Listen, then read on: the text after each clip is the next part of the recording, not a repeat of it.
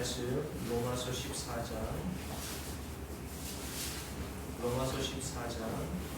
19절부터 23절 말씀까지 함께 읽습니다.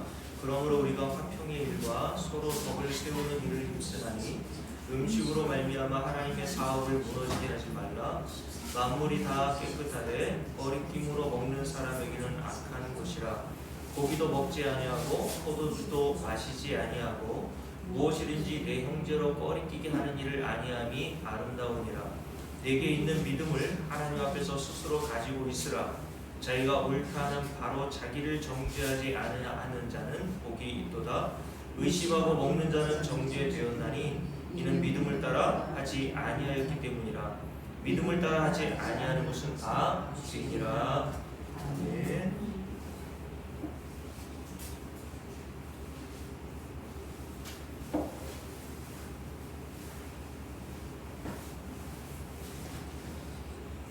교회를 화평하게 하는 일이 어떤 일일까요?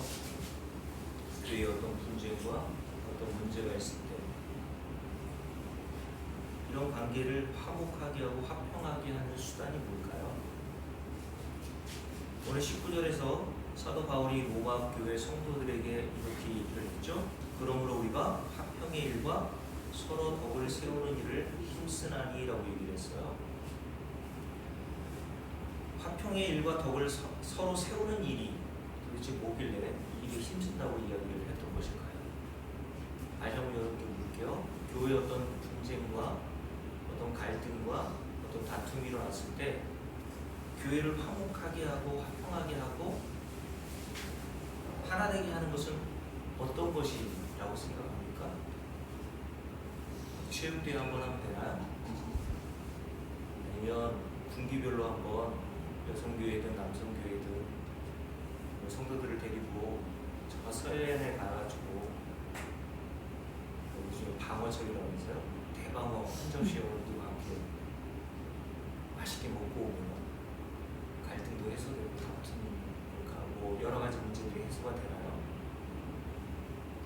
세상에서는 다 그렇게 하여 하나 되게 하려고 하는 노력들을 많이 하죠. 그래서 교회에서도 그런 것들이 잘못됐다는 것은 아닌데 여러 가지 활동들을 많이 합니다. 특별히 예전에 저희 교회에서도 설날 좀 지나고 나서 항상 1년에 한 번씩 윷놀이를 하지 않았습니까? 제가 예전에 어렸을 때부터도 모교에서 윷놀이를 많이 했거든요. 성도들끼리 화목을 위해서 하는 윷놀이인데 자주 윷놀이를 하면서 제가 기억에 생각이 나는 게 모교회 때 그렇게 싸웠던 것 같아요.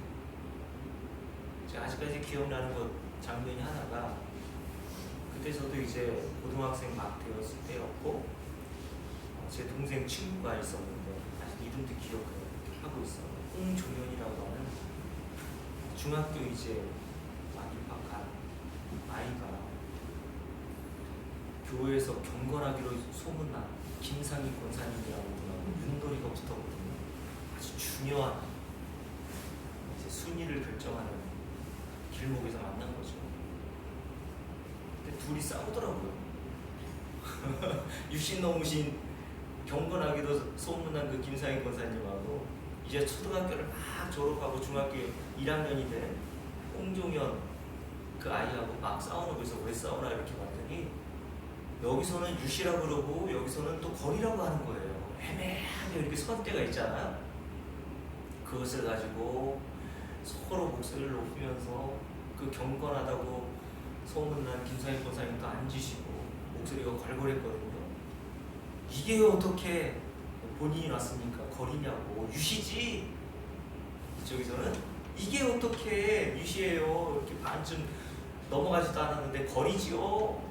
라고 하면서 티격태격 하니까 결국 이제 중학교 1학년밖에 안 된 아이니까 속상해 가지고 확 눈물 흘리고 집에 가더라고요. 그냥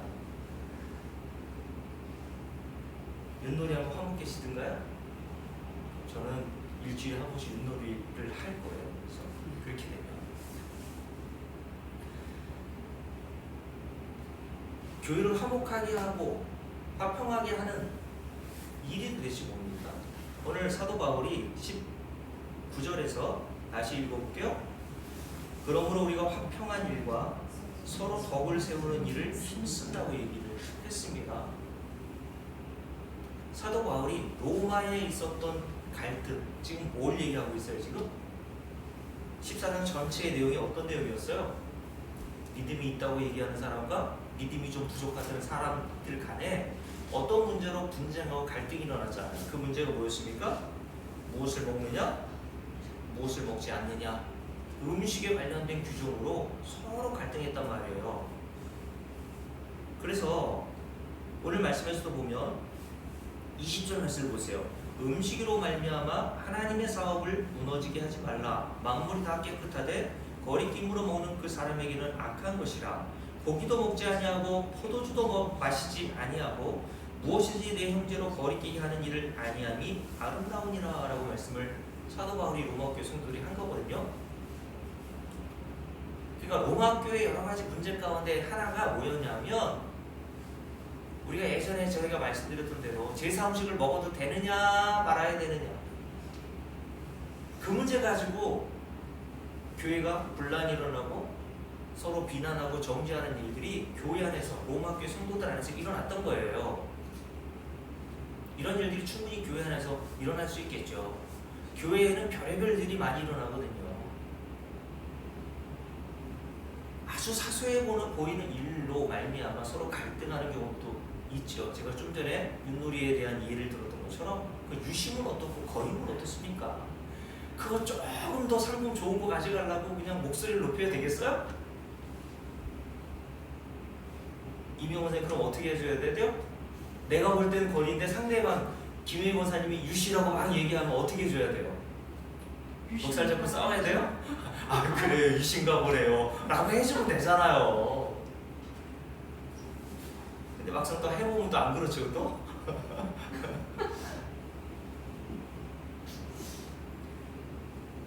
옛날에 제가 말씀드렸지 않습니까? 제 후배가 복귀했던 저기 반포면에 있는 어떤 교회에서는 실제로 있었던 얘기예요. 제 후배가 직접 저한테 얘기해 줬으니까. 가을철 돼가지고 이제 교회 김장을 하는데 여성교회 회장하고 여성교회 회원하고 대판 싸웠대잖아. 그래서 둘 다 교회를 안 나온다고 했다는 거예요. 그래서 야 무슨 일 때문에 이렇게 싸우냐 그랬더니 소금을 좀 더 많이 넣어야 되느냐 적게 넣어야 되느냐 그걸로 싸워가지고 저 인간이 다니는 교회는 내가 안 나가겠다고 해가지고 제 후배 목사가 그냥 가면서 서로 그냥 여기에서는 기분 맞춰줘야 되고 저기에서도 기분 맞춰줘야 되고 그렇게 얘기를 하더라고요.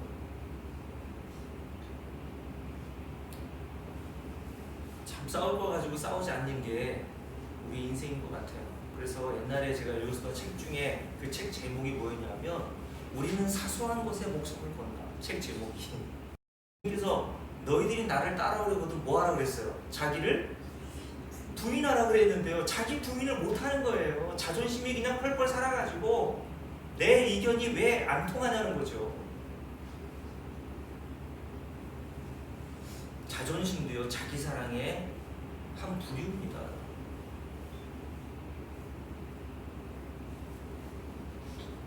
그러니까 여러분 복음은 우리의 자존심을 다 무너지게 하시는 거예요. 자기를 부인하게 하신단 말이에요. 왜요? 이사야서 41장에 보면 이스라엘 백성들 향해서 뭐라고 부르셨습니까? 야 귀여운 애완견아 사슴아 이렇게 부르신 것이 아니라 지렁이라고 부르셨단 말이에요. 왜 지렁이라고 부르셨다고 말씀드렸어요? 지렁이에게는 어떠한 아름다운 것도 볼 수가 없거든요. 근데 하나님께서 그 지렁이 같은 야곱을 택하여 사랑하시기로 결정하신 거예요. 그게 저와 여러분이 받는 혜택이란 말입니다. 근데 뭔 자존심이 그렇게 있습니까 우리가? 그렇잖아요? 사과를 못하는 것도 자존심이죠. 그죠? 그러니까 교회에서 교인들이 오히려 자기를 부인하는 사람들이 없고 자기를 그냥 나타내고 자기 자존심을 내세우는 사람들이 많으니까 서로 갈등과 분쟁이 끊이지 않는 그런 일들이 벌어지는 거예요. 우리 교회는 좀 10년 복음을 들었으니까 좀 나아졌습니다. 어쨌든 여러분, 저도 목회하면서 교회의 여러 가지 문제들, 그냥 코딱지만한 교회에서도 그런 문제들이 없는 게 아니잖아. 목사도 그래서 저 나름대로 개인적으로 스트레스 받을 때가 있단 말이죠. 그러면 다시 처음으로 돌아와서 교회에 이런 갈등과 분쟁과 문제가 일어났을 때 그 교회를 화목하게 하는 비결이 뭡니까? 바울이 어떻게 로마 교회 성도들을 화목하게 하려고 오늘 말씀에 보면 힘썼다고 하는데 뭘 힘썼다는 거예요? 빵 한번 쫙 돌린 거예요? 로마서 1장을 보면 알 수 있어요. 로마서 1장을 볼까요? 로마서 1장 사도 바울이 로마의 그리스도인들에게 가고 싶었거든요. 사실은 로마의 그리스도인들의 소식을 이미 듣고 있었어요.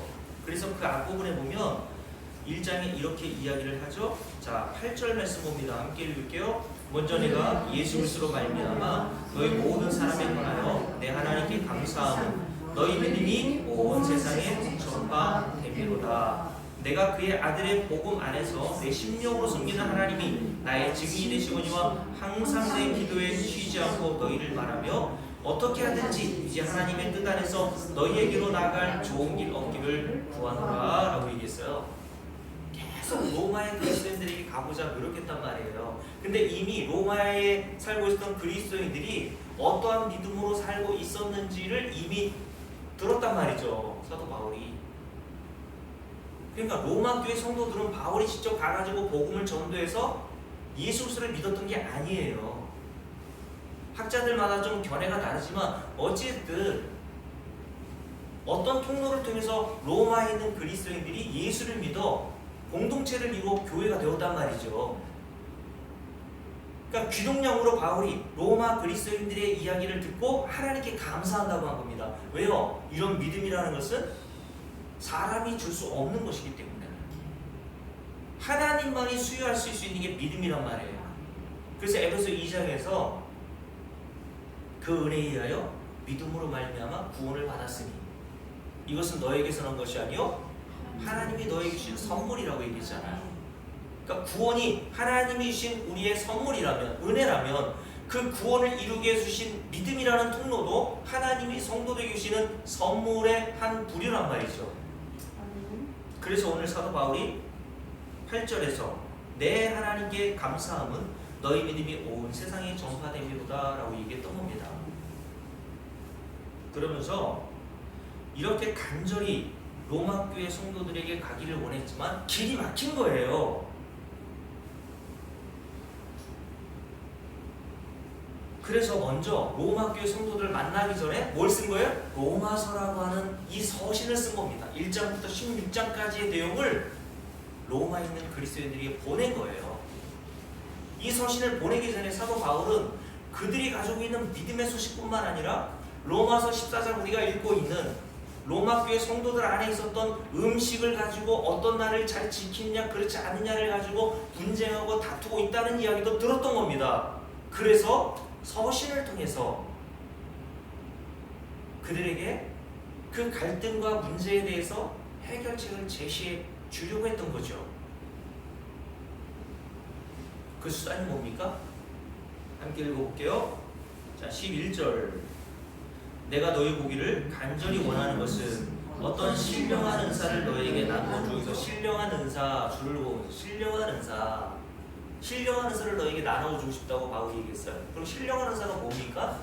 우리가 언뜻 떠오르는 신령한 은사라고 하면 방언부터 시작해가지고 예언이라든가 뭐 별의별 은사들이 다 떠오르겠죠. 병 고치는 은사, 귀신 내쫓는 축사, 뭐 이런 은사를 신령한 은사라고 생각하면서 이 구절을 보겠죠. 근데 그 뒤에 보세요. 신령한 은사를 너에게 나누어 주어 너희를 견고하게 하려 하니, 그러니까 신령한 은사는 너희들을 경고케 해주는 수단이라고 얘기한 거예요. 너희들이 왜 이런 분쟁이 일어나는 줄 알아? 이런 사소한 일, 음식 가지고 왜 이렇게 갈등이 일어나는 줄 알아? 왜 믿음이 있다는 자가 믿음이 없는 자를 비난하고 믿음이 없는 자가 믿음이 있는 자를 정죄하는 줄 알아? 너희들이 아직 경고하지 않았다는 거예요. 그래서 너희들에게 그 믿음으로 경고케 하기 위해서 뭐를 준다고요? 주고 싶다고요? 신령한 은사를 주고 싶다고 얘기한 겁니다. 근데 그 신령한 은사의 정체가 뭡니까? 함께 읽어볼게요. 15절 말씀 있습니다. 1장 15절이요. 함께 읽을게요. 그러므로 나는 할 수 있는 대로 로마에 있는 너희에게도 줄을 거오면서 뭐를? 복음 전하기를 원하노라 라고 얘기했어요. 아, 그러면 사도 바울이 11절에서 신령한 은사라고 한 것이 뭐예요? 복음이란 말입니다. 예언의 은사, 방언의 은사 그런 것들이 아니에요. 사도 바울이 로마 그리스도인들에게 성도들에게 나누어주고 싶었던 그들을 경고케 할 수 있는 유일한 방법, 수단은 뭐밖에 없다는 거예요? 복음밖에 없다는 거예요. 교회를 하나 되게 하고 교회의 갈등과 분쟁과 여러 가지 문제가 나타났을 때 화목하게 하고 화평하게 하는 길은 복음밖에 없어요. 그러니 목사인 저는 여러분들에게 윷놀이를 제안하거나 회식을 제안하는 게 아니라 복음을 들려줘야 되는 거예요. 맞습니까? 여러분의 믿음을 경고케 해주는 것은 목사가 아닙니다. 여러분, 목사 붙들지 마세요. 여러분들이 가끔 목사가 죄 짓는 거 볼 때도 있을 거 아닙니까? 네? 복음을 그렇게 증거했던 이건철 목사가 신호위반 하는 것을 보고, 야, 이건철 목사 저것도 목사, 저런 교회 내가 다녀야 돼? 그런 걸로 시험 들지 마시란 말이에요. 물론 그게 잘했다는 얘기는 아니지만 여러분들, 우리가 옛날부터 들어왔잖아요. 교회는 목사 보고 다니는 거 아닙니다, 여러분. 맞아요? 제 얼굴이 잘생겨서 여러분 다니는 거 아니잖아요.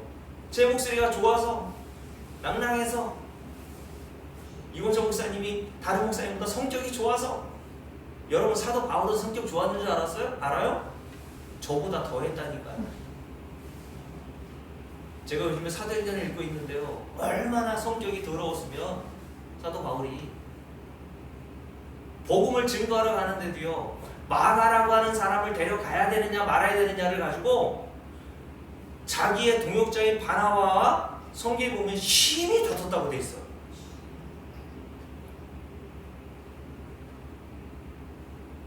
그 정도로 사도 바울도요, 굉장히 강한 사람이고 그렇단 말이에요.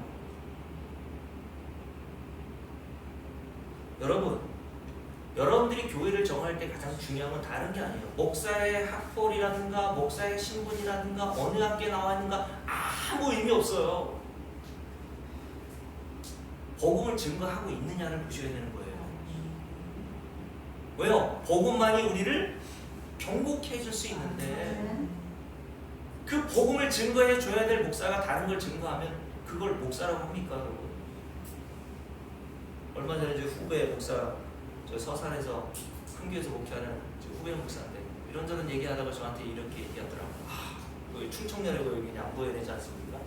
여기 남부연회는 저기 모건대회가 있어가지고 여기서 큰 교회 목회하시는 대부분의 분들이 모건대 나오시는 목사님들이고 그래요. 목사들 다 혈연, 지연, 학연 뭐 해가지고 목사님들이 은퇴할 때쯤 되면은 자기 후배 감신 나오면 감신 후배를 넣어주고 그러려고 하거든요. 그래서 이제 후배가 그러는 거예요. 충청내내는 모건들이 다 큰 교회를 꽉 잡고 있어가지고 협성들이 힘을 못 쓴다. 제가 그래서 그 후배한테 그랬습니다. 난 그거 별로 중요하게 생각하지 않는다. 협성을 나왔으면 어떻고 모건을 나왔으면 어떻고 감신을 나왔으면 어때요? 그 목사가 진짜 복음을 증거하느냐가 중요한 거지. 어느 학교를 나왔는지는 여러분 관심 별로 없잖아요. 근데 참 교인분들이 순진하시죠. 교회 어떤 목사님이 참 문제가 있고 좀 그러면요, 그 담임 목사님이 나왔던 학교를 배제해요. 그분이 감신 나왔다 그러면 감신은 우리는 안 받겠다고 얘기합니다. 오죽 지겨웠으면 그렇게 얘기했겠나라는 생각도 들지만 여러분, 오늘 다시요 15절 말씀 함께 읽습니다. 그러므로 나는 할 수 있는 대로 로마에 있는 너에게로 가서 뭐를 전하기를 원했어요? 복음 전하기를 원했단 말이에요. 그래서 먼저 가기 전에 이 로마서라고 하는 서신을 통해서 복음을 그리스도인들이 로마에 있는 성도들에게 전해준 거예요. 맞습니까? 그래서 이 복음의 내용이 뭐예요? 1장 1절 쭉 읽습니다. 예수 그리스도의 종 바울은 사도로 부르심을 받아 하나님의 복음을 위하여 택정함을 입었으니 이 복음은 이랬어요. 복음이 우리의 믿음을 경고케 해준다 그랬잖아요. 근데 복음의 내용은 뭡니까? 하나님이 선지자들을 통해서, 여기 선지자들은 구약의 선지자를 얘기하는 거예요. 모세도 선지자라고 했으니까 모세, 여기를 비롯해서 구약의 모든 선지자들이 쓴 내용, 그러니까 구약 전체를 얘기한다고 보시면 돼요. 하나님이 그 선지자를 통하여서 누구에 관하여 얘기했습니까? 그의 아들. 줄을 그어놓으세요. 그의 아들에 관하여 성경이 미리 말하고 있다는 거예요. 성경은 예수 그리스도에 관해서만 기록하고 있습니다. 맞습니까? 복음은 예수 그리스도 하나님의 아들에 관한 내용이에요.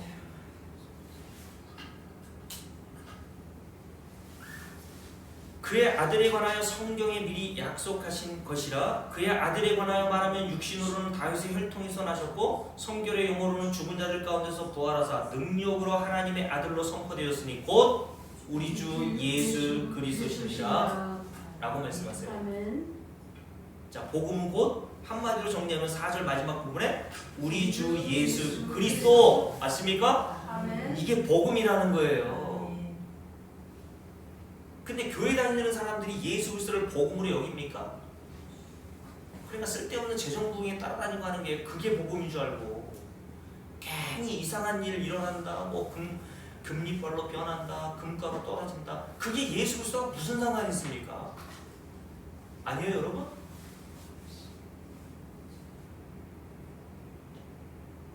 요즘에 뭐 계속 예전부터 좀 문제가 됐죠. 뭐 정광호 목사님이라든가 요즘에 뭐 장경록 목사님 그 옆에서 열심히 뭐 일하시더라고요. 감리교에서는 뭐 장학일 목사님, 그분들의 이야기를 가끔 쇼츠 영상을 이렇게 보는데 도대체 그분들이 얘기하는 것과 예수 그리스도가 무슨 관계가 있는지는 모르겠어요.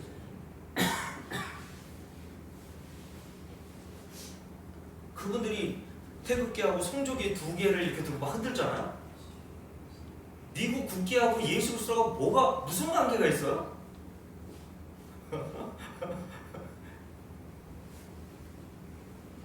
여기 또 극우가 있는 건 아닌지 모르시겠네.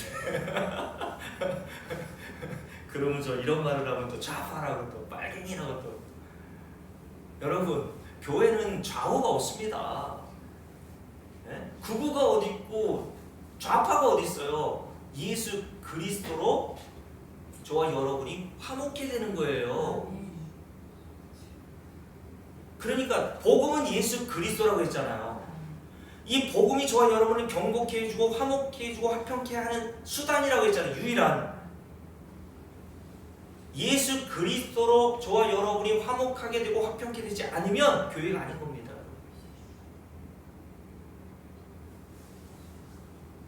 이 복음이 뭡니까? 자, 16절 1장 16절 17절 함께 했습니다. 내가 복음을 부끄러워하지 아니하노니 이 복음은 모든 믿는 자에게 뭐를 주세요? 구원을 주시는 하나님의 능력이 됨이라. 아멘. 복음은 뭐라고 했어요? 예수 그리스도. 예수 그리스도가 그를 믿는 자에게 구원을 주시는 하나님의 능력이 된다. 근데 그 능력이 누구에게 임해요? 먼저는 유대인에게요, 그리고 헬라인에게로다. 이게 전 세계 인류를 말하는 거거든요. 유대인과 헬라인 이방인들은요 서로 대적 관계였다고요. 원수처럼 여겼다고요. 유대인들은 이방인이었던 헬라인들을 개리 취급했다고 제가 여러 번 얘기했잖아요. 같이 밥도 안 먹었다니까요. 상종조차 하지 않았습니다. 그래서 요한복음 4장에 보면요, 우물가에 있던 사마리아 여인에게 유대인이었던 주님께서 물 달라고 하시니까 사마리아인이 깜짝 놀라서 뭐라고 얘기합니까? 당신은 유대인인데 어떻게 게리즈로 여기는 사마리아인, 그리고 그것도 여인인 나에게 물을 달라고 합니까? 유대인들은 사마리아인도 상종치 않았다고 했거든요. 사마리아라고 하는 그 마을에 들어가는 것도 꺼려했습니다. 경건한 유대인들은. 왜요? 북이스라엘이 아수르에 의해서 패망했을 때 아수르가 정치적으로 사마리아라고 하는 마을에 외국인들을 데려다 놓고 살게 했거든요. 그러니까 혼혈이 돼버린 거예요. 사마리아인들이 피가 섞여버렸다는 거예요. 우리나라에도 뭐 옛날 주한 미군이 와가지고 한국 여자와 결혼해서 뭐 인순이 가수라든가 뭐 그런 그 혼혈인들이 있었잖아요. 그래서 옛날에 막 뭐 수십 년 전, 지금은 좀 많이 좀 그런 차별이 없어졌지만 옛날에는 그런 사람들 얼마나 차별했습니까?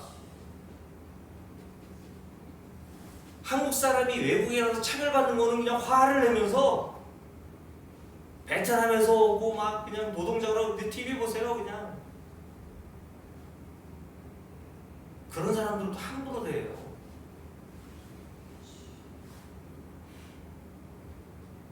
어쨌든 사마리아인이 그렇게 혼혈 민족이 되면서 유대인의 입장에서는 너 피가 섞였으니까 이방인하고 똑같아. 개돼지야. 라고 괄시를 했던 거예요. 근데 오늘 주님께서 뭐라고 하신다고요? 바울을 통해서 우리 주 예수 그리스도의 그 복음은 능력이 되는데 그 능력은 누구에게도 임해요? 유대인들에게 뿐만 아니라 유대인들이 개돼지로 여겼던 헬라인 이방인들에게도 동일하게 적용된다라고 이야기를 했던 거예요. 왜요? 17절 함께 했습니다. 복음에는 하나님의 의가 나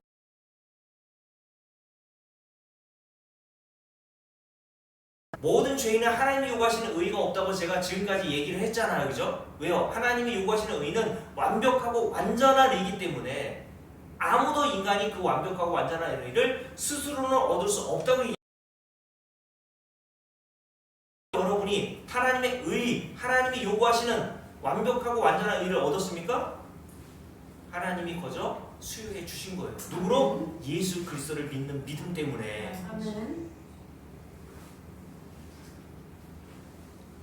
우리의 죄는 예수께서 가져가시고 믿습니까? 예수께서 이뤄놓으신 그 의롭다함은 죄인인 우리에게 전가시켜 주신 거예요. 그러니까 죄인인 우리가 죽어야 되는데 우리의 죄를 가져가시는 흠없으신 예수께서 십자가에 되어 죽으시고 저와 여러분은 이제 죄를 예수께서 다 가져가시고 우리는 죄가 없는 상태가 되었으니까 하나님 앞에 받아들여지고 하나님 나라에 들어갈 의인이 돼버린 겁니다. 이게 복음의 능력인 거예요, 여러분. 그러니까 이 능력은 유대인뿐만 아니라 이방인들도 남녀노소 빈부귀천할 것 없이 모든 사람들에게 예수 그리스도의 의를 힘입으면 동일하게 적용이 된단 말이에요. 이게 복음입니다, 여러분. 이 복음은 뭐가 있어요? 하나님의 의가 나타나서 믿음으로 믿음에 이르게 하나니 기록된 바 오직 의인은 뭐로 살아요? 믿음으로 말미암아 살리라 함과 같으리라. 저와 여러분이 의인이 되었습니까? 의인은 뭐로 산다고요? 믿음으로 사는 거예요. 행위로 사는 게 아닙니다. 그래서 갈라디아서 2장을 볼까요? 갈라디아서 2장을 보세요. 갈라디아서 2장. 자, 우리가 잘 아는 말씀인데요. 20절. 갈라디아서 2장 20절입니다. 함께 읽습니다. 내가 그리스도와 함께 십자가에 못 박혔나니 그런즉 이제는 내가 사는 것이 아니요 오직 내 안에 그리스도께서 사시는 것이라. 이제 내가 육체 가운데 사는 것은 줄을 그으세요. 나를 사랑하사 나를 위하여 자기 자신을 버리신 뭐를? 하나님의 아들을 믿는 믿음 안에서 사는 것이라 라고 얘기했어요. 의인은 뭐로 산다 그랬어요? 로마서 1장에서 믿음으로 산다 그랬죠. 갈라디아서 2장에서 사도 바울이 뭐라고 했습니까? 내가 육체 가운데서 지금 사는 것은 나를 사랑하사 나를 위하여 자기 자신을 버리신 하나님의 아들을 위해서 사는 거예요. 그 믿음으로 사는 거예요. 믿음으로 산다라고 얘기했어요. 성도의 신앙생활은 말씀대로 사는 게 아닙니다. 예수를 믿는 믿음으로 사는 거예요. 맞습니까?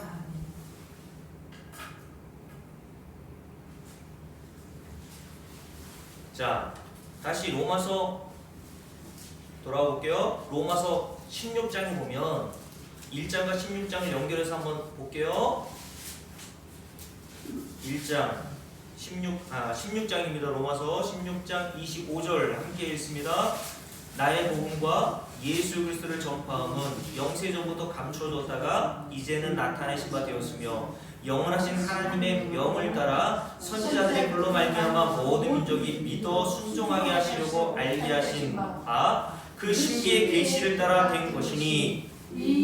자, 줄을 보내세요. 이 복음이 너희를 어떻게 한다고요? 능히 경고하게 하실 지혜로우신 하나님께 예수 그리스도 말미암아 영광이 세세 무하도록 있을지어다. 아멘 했다고요. 여기도 보면 1장에서 신령한 은사로 너희를 나누어줘 경고케 하겠다라고 하는 그 말씀 우리가 읽었잖아요. 그 신령한 은사의 정체가 뭔지를 우리가 1장에서 살펴봤지만 여기에서는 아예 대놓고 바울이 얘기하죠.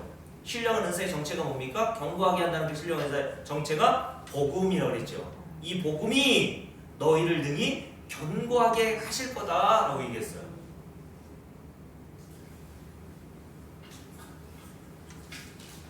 자, 그래서 로마서 14장을 다시 돌아보면 사도 바울이 19절에서 우리가 읽었던 대로 화평의 일과 서로 덕을 세우는 일을 위하여 힘썼다고 하는데, 바로 이 로마서라고 하는 복음을 로마에 있는 그리스도에게 전해준 것이 바로 로마 교회 성도들의 화목과 화평한 일을 위해서 힘썼다는 내용을 말씀하고 있다는 거예요. 자, 여기뿐만이 아니라 고린도 교회 성도들도 마찬가지죠. 자, 고린도서 2장을 볼까요? 고린도전서 2장 바로 뒤니까 한번 보세요. 고린도 교회 성도들에게 있어서는 로마 교회 성도들보다 훨씬 더 많은 문제가 있었어요. 벌써 1장부터 문제가 나오잖아요. 어떤 분쟁이 있었습니까? 어떤 분쟁이 있었어요? 1장에 보면, 자, 누구에게 세례를 받았느냐의 문제로 서로 분쟁이 일어났죠. 나는 바울에게 세례를 받았어. 나는 아볼로에게 세례를 받았어. 나는 게바 베드로에게 세례를 받았어. 나는 그리스도에 속한 자로서 세례를 받았어. 이런 걸로 서로 나뉘었단 말이에요. 서로 분쟁했단 말이죠. 고린도 교회는.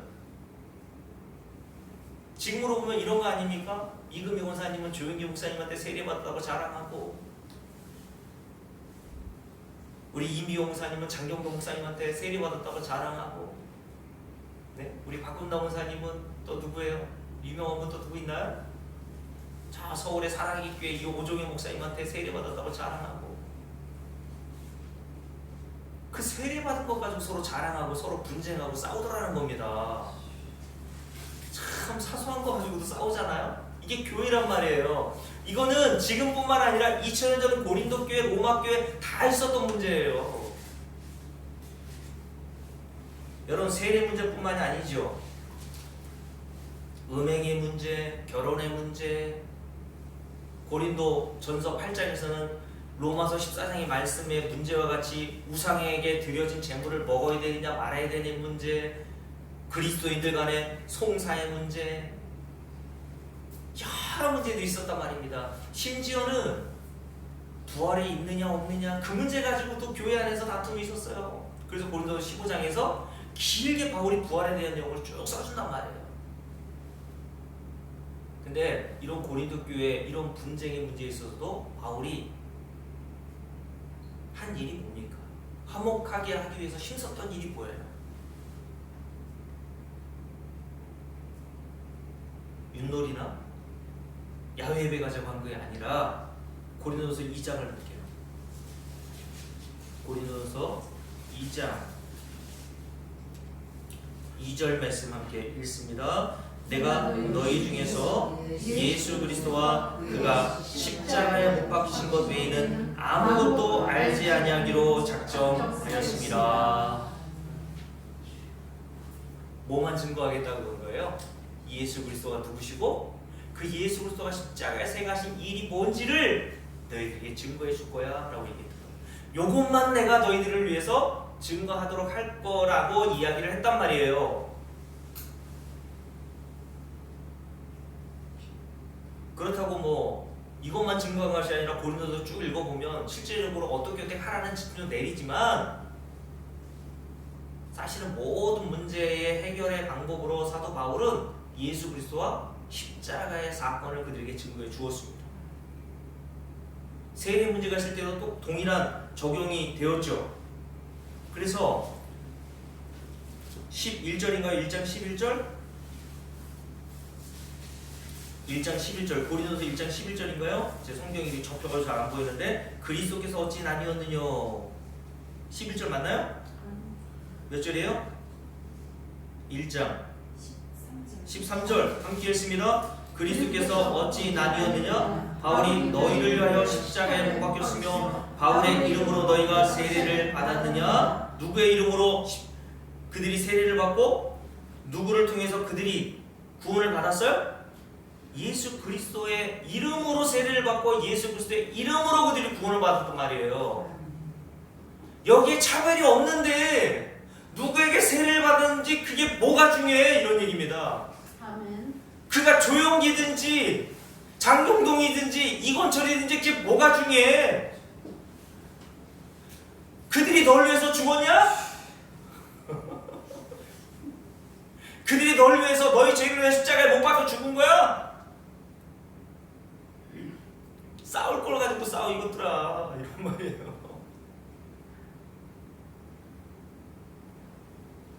그래서 사도 바울이 마지막 부분에 17절이죠. 함께 읽습니다. 그리스도께서 나를 보내심은 세례를 베풀게 하심이 아니요 뭐를 위해서? 오직 복음을 전하게 하려 하심이로되 라고 얘기했어요. 야, 그러니까 고린도 교회 성도들에게도 이런 분쟁과 세례 때문에 서로 다투고 쓸데없는 거 가지고 얘기가 나왔을 때 사도 바울이 한 일이 뭐예요? 화목케 하고 화평케 하는 일로 그들에게 해준 일이 뭡니까? 복음을 증거해 줬다는 겁니다. 그래서 고린도전서를 쓴 거예요. 고린도 후서와. 그래서 계속 십자가의 도만 얘기하잖아요. 18절 말씀을 보세요. 함께 읽습니다. 십자가의 도가 멸망하는 자들에게는 미련한 것이요 구원을 받는 우리에게는 하나님의 능력이라 라고 얘기했어요. 자, 23절 함께 읽습니다. 우리는 십자가에 못 박힌 누굴 전해요? 그리스도를 전하니 유대인에게는 꺼리끼는 것이요 이방인에게는 미련한 것이로되 오직 부르심을 받은 자들에게는 유대인이나 헬라인이나 그리스도는 하나님의 능력이요 하나님의 지혜니라. 하나님의 어리석음이 사람보다 지혜롭고 하나님의 약하심이 사람보다 강하니라. 그러면서 쭉 얘기하면서 30절에 이렇게 있어요. 함께 읽습니다. 중요한 대목인데 함께 읽습니다. 너희는 하나님으로부터 나서 그리스도 예수 안에 있고 예수는 하나님께로부터 나와서 우리에게 주를 구원하세요. 지혜와 의로움과 거룩함과 구원함이 되셨으니. 여러분이 거룩하게 되고 구원을 얻게 되고 의롭게 되고 여러분이 지혜를 얻었던 근거가 뭡니까? 예수 그리스도의 은혜라는 거예요. 근데 음식 가지고 싸우냐 니들이 이런 말입니다. 지금 고린도 교회들 우상쟁이들 로마 교회들 음식 가지고 뭘 먹느냐 말아야 되느냐. 그게 예수 그리스도께서 우리를 의롭게 하시고 거룩하게 하시고 이미 다 구원하신 데 무슨 영향을 주냐 라고 얘기한 거예요. 조금의 영향을 줍니까? 보사떡 먹으면 조금 흠이 있어지나요? 거룩하면서 조금 훼손되나요? 하나님 나라에 들어가다가 야 제사떡 냄새 난다. 얼마나 먹은 거야 너? 그렇게 내쫓습니까? 하나님의 나라는 어떤 나라가 아니라고요? 먹는 것과 마시는 것이 아니라고 얘기했어요. 하나님의 나라는 뭐가 있어야 들어가요? 의가 있어야 들어가요. 의가 있는 자가 뭘 얻어요? 평강과 희락을 얻는다고 했습니다. 의를 가지고 있으면 예수 그리스도를 믿는 그 믿음으로 의를 가지고 있는 자라면 그가 뭘 먹든지 관계가 없는 거예요. 얼마 전에 국회에서 개고기 먹지 말라고 금지했더라고요. 개고기 먹어도 갑니다.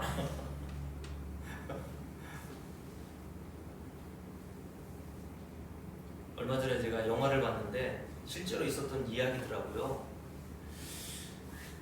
올해 나온 영화인데 2시간 반 영화더라고요. 제가 TV에 뭐 요즘에는 뭐 TV에서 영화 막 해주니까 넷플릭스라고 하는 프로를 통해서 봤는데 오래된 얘기죠. 70년대가 있었던 얘기니까 비행기가 날아가다가 어느 산맥에 걸려가지고 추락했어요. 많은 사람들이 죽었지만 생존자들도 한 40명 정도가 있었거든요. 젊은 사람들도 많이 있었고. 근데 수색대원들이 뭐 헬기 뛰어 수색하다가 열흘 동안 수색했는데 안 보이니까 다 죽은 줄 알고 수색대를 다 철수시켰습니다. 아, 봄이나 돼서 다 죽었을 테니까 야, 이렇게 추운 날 거기 다 눈밭이거든요. 산맥에 눈으로 팍 가득 쌓여 영하도 막 10몇 도가 떨어지니까 다 죽었을 거라고 생각한 거예요. 열흘 동안 살아남을 수가 없어. 그래서 철수 다 해놓고 눈이 녹는 봄에나 찾아가야지 라고 했단 말이에요. 근데 거기에 한 40여 명이 살아있어요.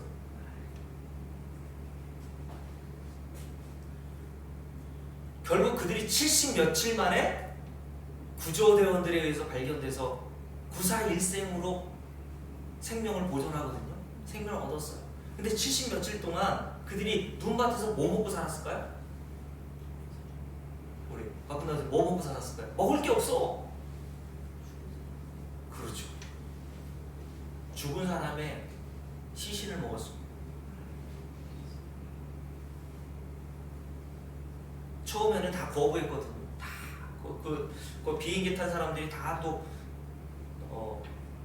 기독교인들 뭐 그런 나라에 살았던 사람들인지 다 그걸 거부했고 막 하다가 도저히 할 수 없으니까 이제 열흘 지나고 하니까 참을 수 없어가지고 몇 명이 이제 팀을 이뤄가지고 죽은 시신의 몸에서 살점을 떼어내어서 먹기 시작합니다. 그거 구워나 먹을 수 있습니까? 그냥 언 살점을 그냥 떼서 먹은 거예요.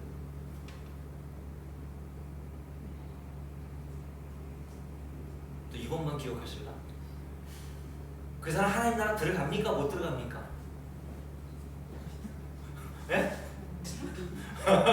사람 고기 먹었는데? 식인종 아니에요? 하나님 나라는 어떻게 들어가? 이런 인간들이. 여러분, 우리가 뭘 먹고 뭘 마시고 어떤 일을 했든가는 중요하지 않아요.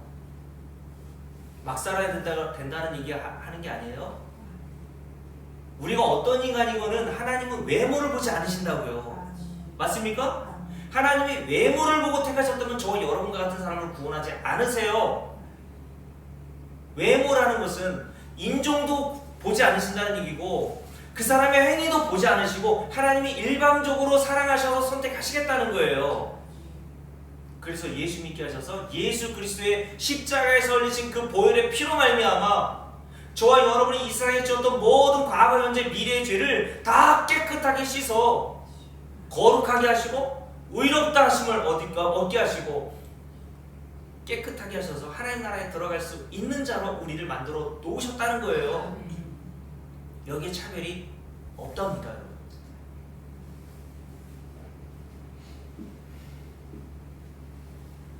자, 그래서 고린도서 6장을 볼까요? 고린도전서 6장을 보세요. 고린도전서 6장입니다. 자, 8절부터 쭉 읽습니다. 너희는 불의를 행하고 속이는구나. 그는 너희의 뭐라고요? 형제로다 라고 되어 있어요.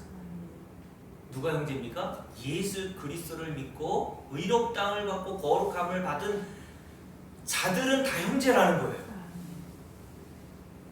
그래서 복음을 계속 증거해 준 겁니다. 야, 그거 먹고 마시고 그런 걸로 형제들끼리 그러지 마. 화목을 깨는, 화평을 깨는 그런 사소한 일로 분쟁하지 마. 긴장할 때 좀 소금을 좀 많이 넣으면 어떻고 적게 넣으면 좀 어떠니? 예? 건축할 때 뭐 이런저런 얘기 나왔잖아요. 제가 기산에 있을 때는 어떤 권사님 한 분 사택 이제 거기서도 이제 여기서는 한 덩어리지만 그 기산교에서는 교회하고 사택하고 분리돼 있거든요. 다 전원 교회 전원주택이라고 얘기할 정도로 이쁘게 잘 전하죠. 근데 한 목사님이 이제 그분도 옛날 분이니까 충분히 이해합니다. 사택을 지려고 이렇게 도면을 보시더니 목사님 이거 주방하고 거실 중문을 달아야 된다는 거예요. 그 얼마 크지도 않아 25평인데 중문을 달아야 된다는 거예요. 그 당시만 해도 옛날에는 다 중문 달았잖아요, 그죠? 냄새가 거실로 배지 않게끔. 근데 요즘에 누가 중문 달아요? 아파트 중문 단 아파트 봤어요? 거실하고 주방하고 중문이 없었다고요. 근데 그 원사님은 중문을 달아야 된다는 거예요. 옛날 생각으로. 그래서 제가 설명을 해드렸죠. 원사님 요즘에 이렇게 중문 다는 것도 없고 우리 사택 평수가 25평밖에 안 되는데 중문까지 다니면 얼마나 좁아 보입니까? 그리고 사택은 목사가 사는 공간이고 하니까 목사가 좀 편하게 쉴 수 있는 공간이 될 수 있도록 이거 좀 이렇게 할 수 있도록 좀 이해해 주십시오라고 했더니 그 권사님이 이렇게 얘기하시더라고요. 아니 목사님은 괜찮으실지 모르겠지만 목사님이 다음에 오시는 목사님이 불편하시면 어떡하나요? 되게 서운하더라고요. 아니 다음에 오는 목사님을 왜 얘기해 도대체? 교인들은 교인들이야. 아니 건축하는데 정말 애쓰고 힘쓴 거는 제가 엄청나거든요. 제가 자랑하려고 하는 게 아니라. 근데 그걸 얘기를 하는데 너무 서운하더라고요. 속으로 내가 서운하다는 얘기 안 하고. 그래서 제가 권사님한테 이렇게 얘기했어요. 권사님 만약에 다음에 오시는 목사님이 이것 때문에 불편하시다고 한다고 하면 제가 나중에는 사비로 다 뜯어서 개량해 드릴게요. 걱정하지 마세요. 그랬더니 하래요. 여러분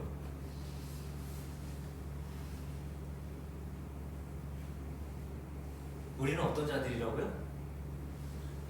8절 말씀 보세요.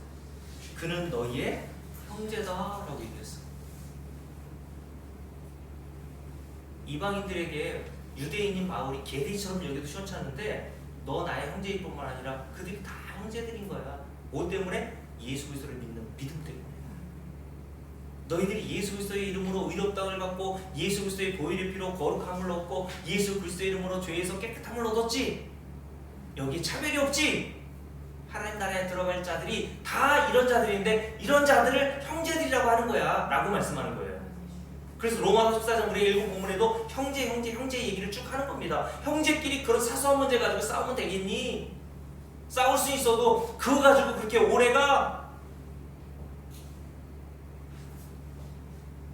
그러면서 이렇게 얘기합니다.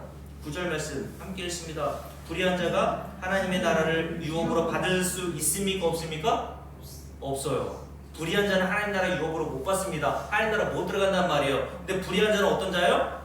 그 뒤에 이렇게 있죠. 음행한 자나 우상 숭배자나 가늠한 자나 탐색하는 자나 남색하는 자. 남색은 동성애입니다. 도적이나 탐욕을 부리는 자나 술 취하는 자나 모욕하는 자나 속여 빼앗는 자들은 하나님의 나라를 유업으로 받지 못하리라고 얘기했어요. 그럼 저 여러분은 하나님 나라 유업으로 받을 수 있습니까? 없습니까?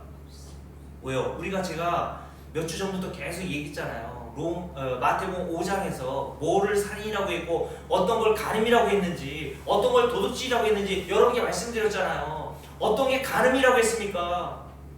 하나님보다 세상을 더 사랑하고 세상에 더 마음을 두고 사는 걸 가늠이라고 했잖아요. 마음에 여자를 보고 음욕을 품는 자를 가늠이라고 얘기했잖아요. 음료로 불리는 세상을 사랑하는 게 동성이라고 얘기했잖아요. 여기 안 걸린 사람이 있어요? 우상숭배 여러분 안 한 자입니까? 탐심이 우상숭배라고 했잖아요. 이 세상에서 먹을 것 입을 것 있으면 족한 줄로 알지 못하는 게 탐심이라고 했잖아요. 우리는 끊임없이 부족해요. 끊임없이 하나님이 주신 은혜로 만족하지 못해요. 은혜를 마치 자기 권리로 생각합니다. 타락한 인간은 은혜를 계속 주면요 그게 권리인 줄 알아요. 권리 아니에요. 은혜인 겁니다, 여러분. 이번 주 주일날 우리 김혜호 권사님이 식사 준비하셔가지고 먹고 나서 이런저런 얘기하다가 여기 하나 이제 50대 초반인데 벌써 이 하나를 뺐지 않습니까? 어제 또 갔더니 이 마지막 이가 또 흔들린대요. 잘 관리하셔야 된다고. 이쪽이 현찮고 앞으로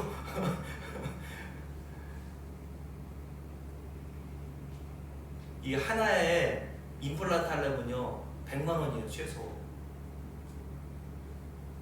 65세 이상 되면 딱 하나 의료보험 처리해 줍니다. 제 나이는 해주지도 않아요. 근데 황창 장로님이 그 얘기를 듣다가 자랑하시면서 목사님 나는 70 넘었는데 이게 하나도 빠진 게 없다고. 그래서 제가 그랬어요. 은혜인 줄 아시라고. 은혜인 줄 아시라고. 그거 하나에 100만 원짜리라고. 은혜인 줄 아시라고. 감사하게 사시라고. 이제 우리는 감사합니까? 이 하나 빠져보니까요 이런 감사가 나오는데, 하나님 50평생까지 제 이빨로 먹고 씹고 했던 것 정말 하나님 감사합니다. 너무 감사한 거예요. 그러니 여러분들 최문성 선생님 임플란트 하셨어요? 안 하셨어요? 못한 거예요. 하고 싶어요? 못했던 거예요? 지금 하고 있어. 그래요? 박근혜 선생 하셨어요? 안 하셨어요? 감사한 줄 아세요? 그걸 은혜로 하셔야죠. 그러니까 뭘 죽었다 살아나면 은혜예요? 암에서 걸렸다가 병 안 걸리면, 그 병에서 나으면 은혜입니까? 그냥 지금 건강하게 사는 게 그냥 그 자체가 은혜인 거예요. 그 은혜를 여러분의 권리처럼 생각하지 마세요. 당연하다고 생각하지 마시란 말이에요. 당연하다고 생각하는 게 탐심이고 도둑질입니다. 그게 내 게 아닌데 내가 누릴 수 있는 자격이 있는 것처럼. 근데 우리는 그렇게 살아가잖아요. 그때 그러니 저와 여러분은 하나님 나라의 유업으로 받을 수 있어요? 없어요? 없어요. 뭐로 보나. 이병호 선생 이빨 괜찮으세요? 임플란트 하셨어요? 안 하셨어요? 했습니다. 몇 개 하셨어요? 네? 몇 개 하셨어요? 한 개 했습니다. 감사한 줄 아세요. 은혜인 줄 아세요. 권사님 저보다 나이가 좀 있잖아요. 그 나이 되면 저 한 3개 정도 뺄 수도 있어요. 여러분, 세 개 해야 되는데 하나만 했습니다. 네, 그거 중요한 거 아니고 11절 말씀 함께 읽습니다. 너희 중에 이와 같은 자들이 있더니, 저 여러분이 다 이런 자들이지 뭐예요. 불의한 자들, 하나님 나라 유업으로 못 받을 우상 숭배, 도둑질, 다 여기에 소속되어 있는 자들 아닙니까? 이와 같은 자들이 있더니 어떻게 됐습니까? 이 하나님 나라 유업을 받지 못할 자들이 함께 있습니다. 주 예수 그리스도의 이름과 우리 하나님의 성령 안에서 어떻게 됐어요? 주를 거느세요. 씻음과 거룩함과 의롭다 하심을 받았느니라. 아멘. 이런 자들을 형제라고 하는 거야. 라고 얘기합니다. 여러분, 우리가 이런 은혜를 받았습니까? 이런 은혜를 받은 자들이 모인 곳이 교회입니다.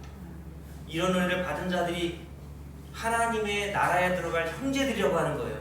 교회에 함께 모여있다고 모교회 수십 년 동안 같이 다녔다고 형제가 아니에요. 예수 그리스도의 이런 은혜를 깨닫고 예수 그리스도의 은혜만을 붙들고 살아가는 자, 예수 그리스도로 말미암아 오늘 말씀처럼 어떻게 됐다고 11절 다시 한번 성령 안에서 씻음과 거룩함과 의롭다 하심을 받을 거예요? 받았어요? 다시요. 받을 거예요? 받았어요? 받았느니라. 받을 자격이 없는데, 불의한 자가 맞는데 어떻게 내가 하나님 나라 유업으로 받지? 예수 때문인 거야 라는 말씀하는 거예요. 이런 믿음을 가진 자들을 성경에서는 형제들이라고 하는 겁니다. 이런 믿음을 하나님께서 여러분에게 그리고 저에게 같이 동일하게 부어주심으로 이 복음에 견고하게 쓰므로 말미암아 교회가 분쟁과 갈등이 일어날 때 이런 복음을 자꾸 들어야 화목하게 되는 거예요. 그래, 쟤도 나랑 똑같은 신세였지. 에휴. 그러면서 받아들이고 용납하게 되는 겁니다. 여러분 자신도 용납하세요. 그러니까 여러분의 못난 거 그러지 마시고, 하나님도 용납하셨는데 그것도 자존심이라니까요. 그게 교만이라니까요. 나는 절대 못 가요. 하나님 이런 성질 가지고. 맞아요. 누가 뭐래요. 그런 자들까지 하나님이 구원하시는 능력과 자비와 은혜를 여러분들이 아시란 말이에요. 이런 애를 깨닫게 되는 자들을 형제라고 부르고, 이런 형제들끼리 화목하게 하기 위해서 하나님은 바울을 통해서 뭘 주셨어요? 복음을 주신 줄로 믿습니다. 아멘. 기도합시다. 여러분 시간 1분 동안 기도.